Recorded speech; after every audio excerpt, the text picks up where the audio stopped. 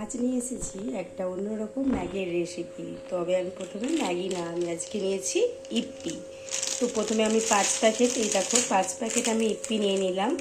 আর সঙ্গে লাগবে 2টো ডিম, একটু রেড চিলি সস, আর একটু টমেটো সস, একটা পেঁয়াজ, আর আমি অল্প ঝাল খাই তাই জন্য 2টো কাঁচা লঙ্কা, আর নিয়েছি সাদা তেল। চলো এরপর দেখা যাক আমি কীভাবে তৈরি করি ম্যাগিটা। এরপর আমি ফ্রাই প্যান গরম করে নিয়েছিলাম, গরম করে তেল দিয়ে ওর মধ্যে ডিমটাকে আমি ঝুড়ো ভাজা করে নিচ্ছি। হ্যাঁ, আমি দিয়ে দিলাম ডিমটার মধ্যে একটু অল্প সামান্য নুন।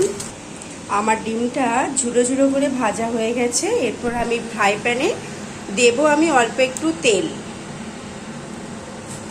একটু সাদা তেল দিয়ে দিলাম। দিয়ে এরপর তেলটা আমার গরম হয়ে গেলে দেব পেঁয়াজটা আমি ছোট ছোট করে কুচিয়ে নিয়েছি, সেই পেঁয়াজটা এরপর দেবো আমি।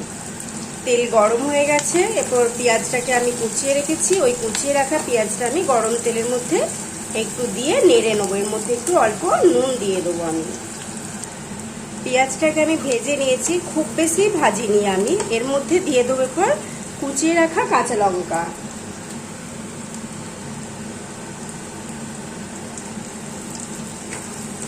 আমি তখন বলতে ভুলে গিয়েছিলাম, এর মধ্যে দিতে হবে অল্প সামান্য চিনির দানা।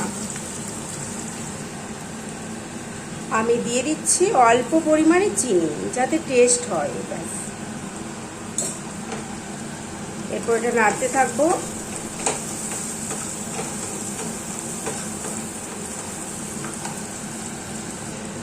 এরপর দিয়ে দিলাম এর মধ্যে অল্প পরিমাণে টমেটো সস আর অল্প পরিমাণে রেড চিলি সস।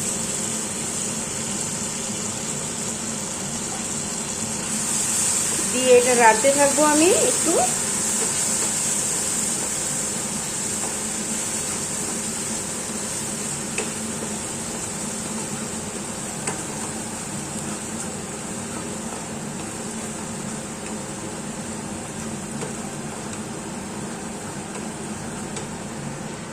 তো আমার এটা হয়ে গেছে ফ্রাই করা। এর মধ্যে এরপর দিয়ে দেবো, যেহেতু এটা 5 প্যাকেট ম্যাগি, তাই আমি দিয়ে দিচ্ছি একটা বড় গ্লাসের 1 গ্লাস জল, কারণ ম্যাগিটাকে এখানে সেদ্ধ হতে হবে।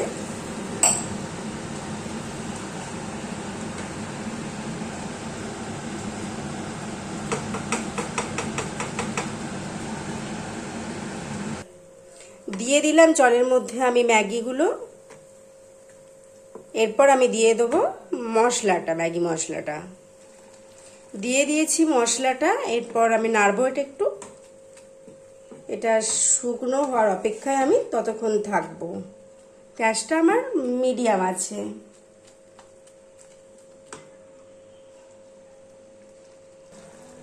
আমি নুন তখন একটু অল্প দিয়েছিলাম, তাই জন্য আমি পরিমাণ মতো আর একটু আমি নুন দিয়ে দিলাম। যদি কেউ আরও ঝাল খায় তাহলে এই সময় একটু লঙ্কা গুঁড়ো অ্যাড করতে পারো। দেখো যে পরিমাণ জলটা দিয়েছিলাম সেই পরিমাণ জলটা ম্যাগিটা টেনে নিয়েছে। এরপর ম্যাগিটা আমার শুকিয়ে এসেছে প্রায়। তো এরপর দিয়ে দেবো এই ঝুড়ি ঝুড়ি ভাজা ডিমগুলো। আমি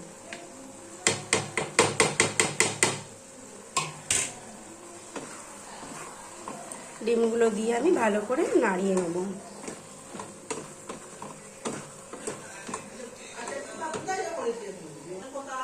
জলটা আবার একদম শুকিয়ে গেছে। এরপর আমি গ্যাসের ফ্লেমটা একদম অফ করে দেবো, দিয়ে এরপর সার্ভ করব।